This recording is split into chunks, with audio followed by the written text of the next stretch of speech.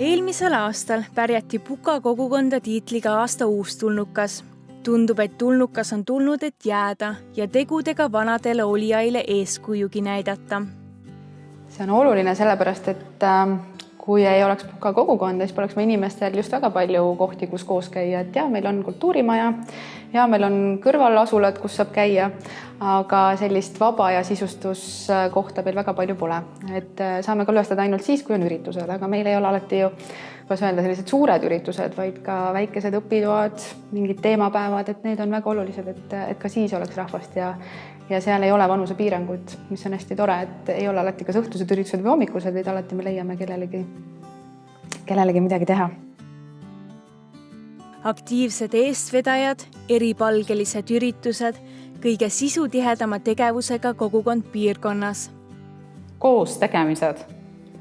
Et mõnikord arvame pühapäeva hommikul, et ei viitsi ja ainuke vaba päev ja ei lähe, aga see päev on väärtuslik siis, kui me oleme midagi uut omandanud, õppinud.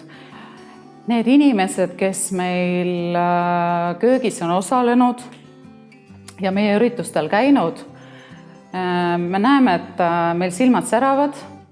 Nad tulevad alati siia, kui on võimalus ja vaba päev, tulevad ja osalevad meie üritustel. Nii et see silmade sära on meie jaoks kõige olulisem. Ennekõike sellepärast, et see hoiab seda väikest kohakest ühtsena. Ja mis on kõige parem viis seda ühtsena hoida, on söögi tegemine. Hans on käinud nüüd 2 korral laste kokandustunnis ja eile õhtul tuli ja tegi meile perele ise õhtusöögi. Ja täna hommikul tegi hommikusöögi. Tatraputru, täitsa ise tegid? Jah. Aga mitte ainult, sa tegid veel võileiba ka. No jah. Et võileivad... Õhtu. Ja, tulid meil võileivad hummusega ja kurgiga ja õliga ka veel. Ja. Kõrvits oli. Maal elamise päev. Ja see oli septembri lõpus ja meil oli väga palju üritusi siin Puka külas. Ja meie köögis otsustasime hommikul, et teeme väikeste lastega võileiva tordi õpitoa.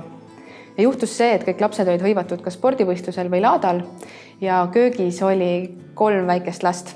Ja siis tekkis see küsimus, et kas me üldse teeme. Ja me tegime. Loomulikult me tegime, sest 3 last ju tahtsid teha. Ja see, kuidas tuli kohale juhenda, ütles, et muidugi teeme, me saame veel rohkem siis teha, me saame mitu torti läbi proovida, et nii palju, kui neil jaksu on.